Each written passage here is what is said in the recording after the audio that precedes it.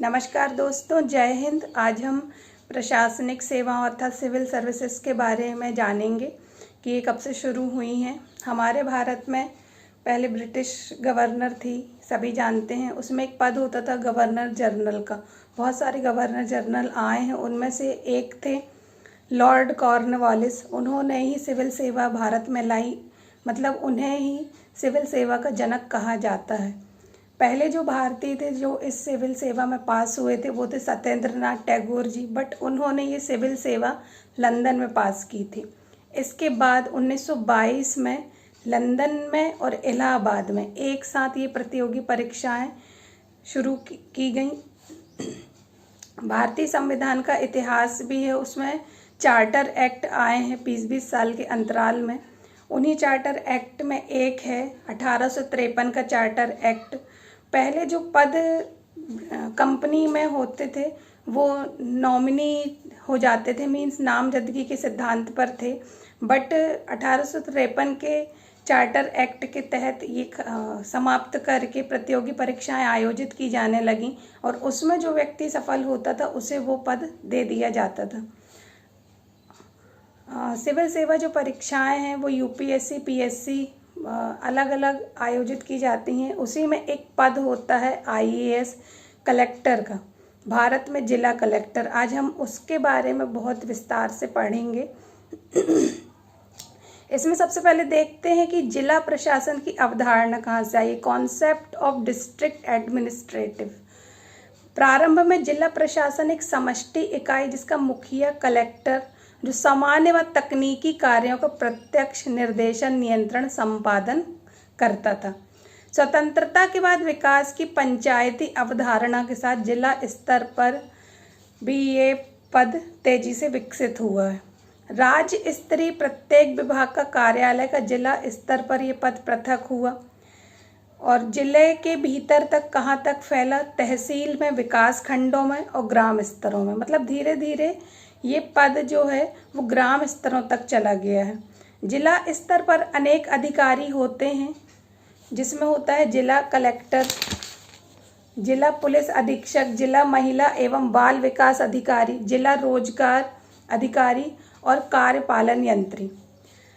अब भारत में जो डिस्ट्रिक्ट कलेक्टर है उसकी क्या भूमिका है, इसका मतलब अर्थ क्या है डिस्ट्रिक्ट कलेक्टर का। तो ये मूलतः फ्रांसीसी वर्ड है।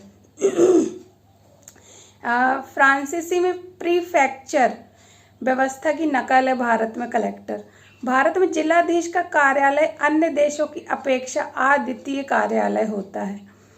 केवल फ्रांस में प्रीफेक्ट पद इसके समकक्ष है। फ्रांस में प्रीफेक्ट के कार्यालय को प्रीफेक्टरेट व भारत में कलेक्टर के कार्यालय को कलेक्ट्रेट कहा जाता है। अब जिला कलेक्टर के पद को यदि हम एक सीक्वेंस वाइज समझें तो 1772 में राजस्व एकत्रीकरण हेतु जिला कलेक्टर पद को सृजित किया गया था। जैसा हम बता चुके हैं कि लॉर्ड कॉर्नवालिस जी प्रशासनिक सेवाओं के जनक थे। 1773 में कलेक्टर पद समाप्त कर दिया गया, वॉरेन हेस्टिंग्स ने समाप्त किया था ये। 1781 में इसको पुनः इस पद की व्यवस्था की गई थी और 1786 में बंगाल में बोर्ड ऑफ रेवेन्यू का गठन किया गया था, जिसमें एक पद जिला कलेक्टर का भी होता था। 1787 में जिला कलेक्टर के पद के अंतर्गत राजस्व, दीवानी और मजिस्ट्रेट के कार्य जो भी वर्क थे उनको सबको इकट्ठा किया गया। 1793 में कॉर्नवालिस कोड ने कलेक्टर की न्यायिक शक्तियां समाप्त कर दी थी। फिर 1822 में जिला कोषालय कलेक्टर के अधीन ही आ गया। अब यदि हम जिला प्रशासन और उसकी अधिकारी संरचना को समझें तो जिले में होता है जिलाधीश जो कलेक्टर अधिकारी होता है। अनुभाग या उपसंभाग में अनुविभागीय या उपसंभाग अधिकारी, जिसे हम शॉर्ट में एसडीओ बोलते हैं या एसडीएम, वो होता है। तहसील या तालुका में तहसीलदार होता है। राजस्व वृत्त में राजस्व निरीक्षक होता है। पटवारी हल्का या एक या अधिक गांव का जो समूह होता है उसमें पटवारी होते हैं। पटवारी के नीचे पटेल पद काम करते हैं। कलेक्टर का जो अर्थ है शाब्दिक, उसका मतलब है एकत्रित करने वाला, जिलाध्यक्ष या समाहर्ता। 1829 में डिविजनल कमिश्नर का पद विलियम बेंटिक द्वारा बनाया गया था। जिला कलेक्टर एक सूत्र अधिकारी तथा जिला प्रशासन सूत्र व अभिकरण होते हैं। हंटर के शब्दों में, मतलब हंटर जी ने जिलाधिकारी के लिए कुछ शब्द बोले हैं कि जिलाधिकारी को चाहे कलेक्टर कहें या दंडाधिकारी या जिलाधीश, वह अपने क्षेत्र में जिम्मेदार मुखिया होता है। उसकी शक्ति तथा व्यक्तिगत चरित्र पर ही भारतीय प्रशासन की क्षमता निर्भर है। हम यदि अपने भारत में विभिन्न राज्यों में यदि नाम देखें तो कलेक्टर जो नाम है वो मध्य प्रदेश, छत्तीसगढ़, महाराष्ट्र, गुजरात, राजस्थान, अरुणाचल प्रदेश, उड़ीसा में कलेक्टर पद बोला जाता है। डिप्टी कमिश्नर बोला जाता है बिहार, हरियाणा, पंजाब, आसाम, जम्मू कश्मीर, कर्नाटक और झारखंड में। और जिला दंडाधिकारी बोला जाता है उत्तर प्रदेश, पश्चिम बंगाल और उत्तराखंड में। ये तो था स्वतंत्रता के पहले का कलेक्टर की भूमिका, या जो उसकी प्रस्तावना है, उसका इतिहास है, वो है। स्वतंत्रता के बाद कलेक्टर की भूमिका में परिवर्तन क्या हुए हैं, वो है कि औपनिवेशिक शासकों के स्थान पर स्वदेशी शासकों के साथ काम करना, राजस्व कार्य, विकास कार्यों का निरीक्षण, पर्यवेक्षण व समन्वय महत्वपूर्ण था। सामाजिक और जातिगत तनाव में वृद्धि, कार्यपालिका व न्यायपालिका का पृथक्करण, जनता में बढ़ती साक्षरता और जागरूकता, भारत में प्रेस का तीव्र गति से होता विकास, पुलिस आयुक्त प्रणाली का विस्तार। अब इनकी नियुक्ति कैसे होती है? कलेक्टर भारतीय प्रशासनिक सेवा, इंडियन एडमिनिस्ट्रेटिव सर्विस का सदस्य होता है। संघ लोक सेवा द्वारा चयनित होता है। राज्य काडार पद्धति के आधार पर किसी राज्य की सेवा में नियोजित किए जाते हैं, फिर उसी राज्य से सेवानिवृत्ति तक जुड़े होते हैं। इसे टेन्योर पद्धति बोलते हैं। कुछ समय के लिए केंद्र की सेवा में भी प्रतिनियुक्ति कर दी जाती है इनकी। राज्य शासन को नियुक्ति, हटाने व ट्रांसफर का अधिकार होता है। राज्य प्रशासनिक सेवा के सदस्य, जिसे डिप्टी कलेक्टर बोलते हैं, को आईएएस अवार्ड होने के बाद कलेक्टर पद पर नियुक्ति की पात्रता होती है। एक फ्रेशर की नियुक्ति असिस्टेंट कलेक्टर के पद पर होती है। राज्यपाल ही नियुक्ति व स्थानांतरण करते हैं। सामान्यतः असिस्टेंट कलेक्टर राज्य शासन के उप सचिव के दर्जे का होता है। अब इनकी सेवा शर्तें क्या हैं? कलेक्टर की सेवा शर्तें केंद्र शासन निर्धारित करता है। उसकी सेवाएं संबंधित राज्य के अधीन होती हैं, परंतु राज्य का सामान्य नियंत्रण होता है, अंतिम नियंत्रण नहीं। राज्य शासन केवल अनुशासनिक कार्यवाही की अनुशंसा मात्र कर सकती है। राज्य शासन जांच करके निलंबित कर सकती है, पर अंतिम निर्णय सिर्फ और सिर्फ केंद्र का होता है। राष्ट्रपति आईएएस को पद मुक्त कर सकते हैं, ये अनुच्छेद 311 के तहत है। वरिष्ठता, आचरण नियम, अनुशासन, यात्रा भत्ते, अन्य भत्ते केंद्र निर्धारित करते हैं।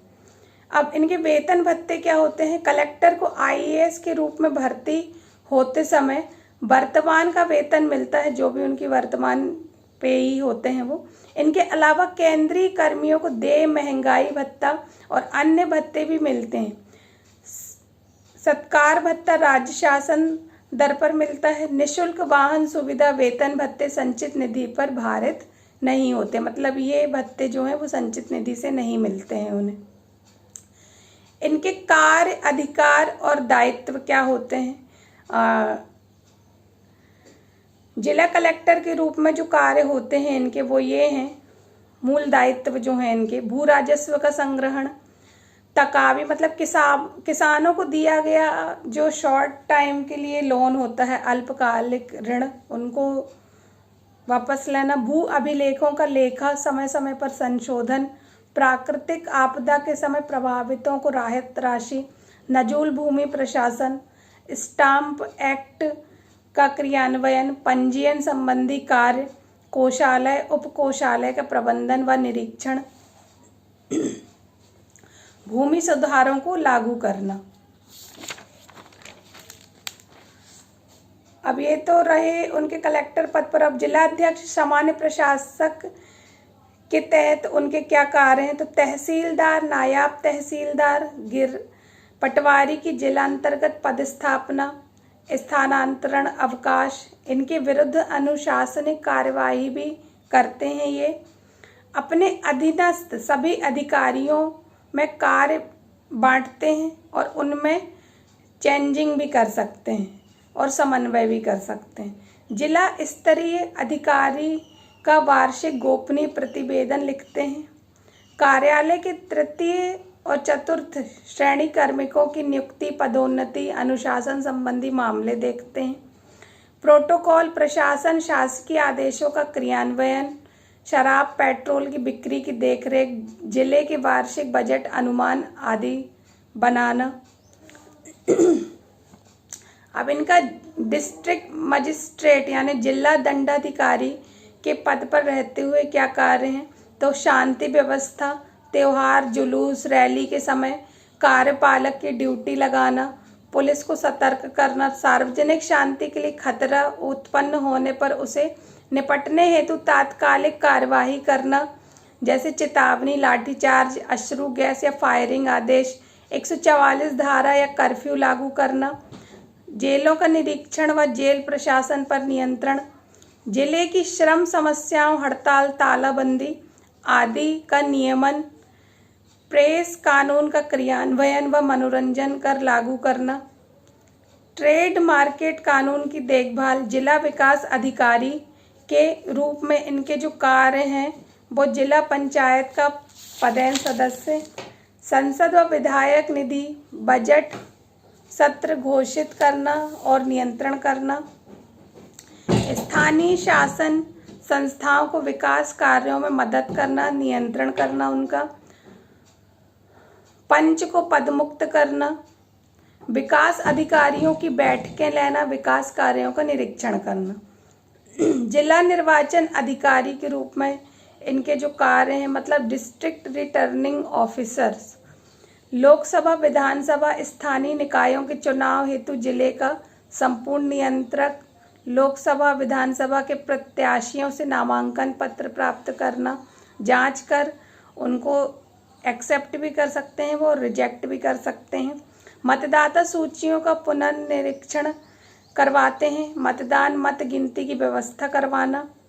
अब इनके सभी के जो सामान्य कार्य हैं मतलब अन्य कार्य जो सभी पदों पर रहते हुए इन सभी को करना चाहिए वो है कि जिला सैनिकों की कल्याणकारी योजनाएं, भूखंड आवंटित करवाना, राष्ट्रीय बचत योजना, राष्ट्रीय सुरक्षा निधि योजना आदि क्रियान्वित करवाना, सभी की अध्यक्षता करना। जिला सतर्कता अधिकारी के रूप में लोक सेवकों के विरुद्ध जन शिकायतों की सुनवाई करना, नागरिकों को मिलने का समय देकर उनकी समस्याओं को सुनना, प्रतिमाह बैठक करना, सिविल विवाह पंजीयन, शासकीय अधिवक्ताओं की नियुक्ति के लिए पैनल बनाना, दान, चंदा, ऋण एकत्रित करवाना, मूल निवासी SC ST प्रमाण पत्र बनवाना, शासकीय क्वार्टर कर्मियों को आवंटित करना, जिले का वार्षिक गजेटियर तैयार करना। तो ये कुछ महत्वपूर्ण कार्य थे, अलग अलग पदों के लिए अलग अलग कार्य।